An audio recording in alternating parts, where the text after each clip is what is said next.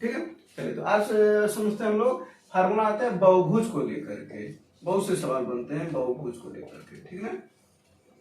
और 11 तो बनते ही बनते हैं सवाल, ठीक है। चलिए तो बहुभुज को लेकर के क्या बनता है, पहला फार्मूला बनता है कि n बहुभुज वाले n भुजाओं वाले सॉरी यहाँ पर क्या है n भुजाओं वाले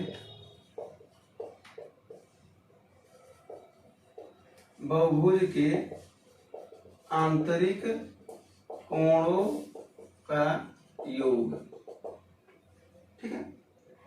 फिर दूसरा n भुजाओं वाले बहुभुज के प्रत्येक आंतरिक कोण, यहाँ पर ध्यान दीजिएगा प्रत्येक आंतरिक कोण की बात करेगा तो हम कौन सा फार्मूला लगाएंगे। फार्मूला अगर नहीं पता ना तो सवाल नहीं लगा सकते हैं आप, ठीक है ना।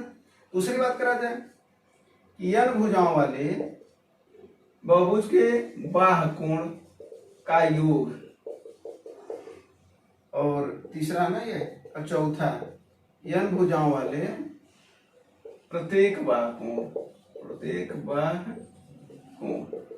इन सभी का फार्मूला क्या होगा, ठीक है। फिर बच्चों पर बात करते हैं, फिर छठे में बात करते हैं।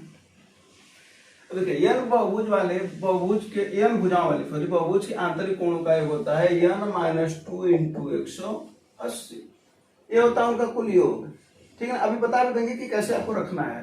प्रत्येक आंतरिक कोण की बात करेगा तो n-2 × 180 और अपान n कर दीजिएगा, यानी n से भाग दे देंगे तो प्रत्येक निकल जाएगा, यानी भुजाओं की संख्या से भाग दे देंगे। तो बात करें बाह्य कोण का योग, तो बाह्य कोण का जो योग होता है वो हमेशा होता है 360 डिग्री, और यहाँ पर 360 से जब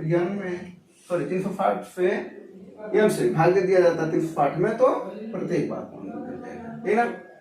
अच्छा, एक सवाल ऐसे भी आता है कि अगर n भुजाओं वाले बहुभुज के आंतरिक कोणों का योग और बाह्य कोणों का योग का अनुपात क्या है, यानी पहला और तीसरा का अनुपात क्या है, उसको भी समझ लिया जाए। आइए देखते हैं तो क्या हो जाएगा, जरा देखिए, आंतरिक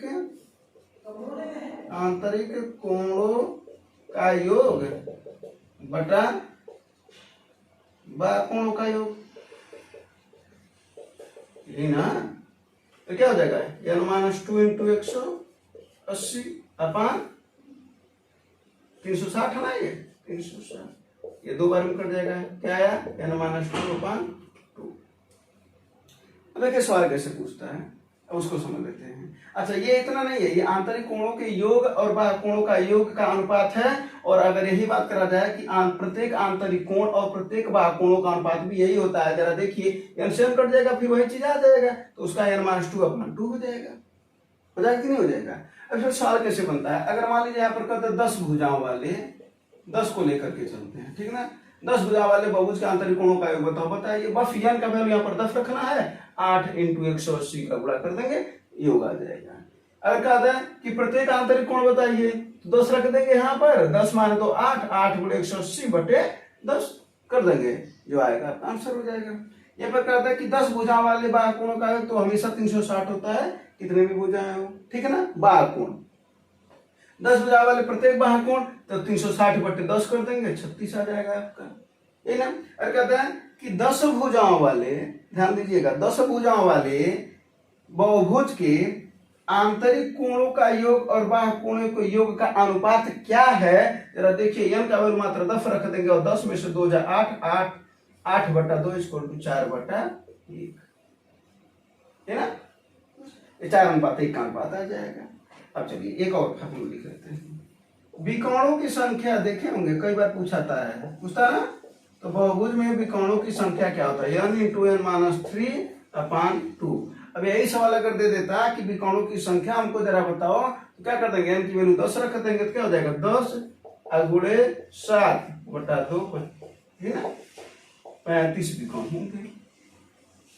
अब इसी पर सवाल बनाया जाता है, तो ये आपको 6 फार्मूले पते होने चाहिए, पता होना चाहिए 6 फार्मूले, ठीक है। तो इसको लिख करके प्रैक्टिस कर लेंगे, याद हो जाएगा।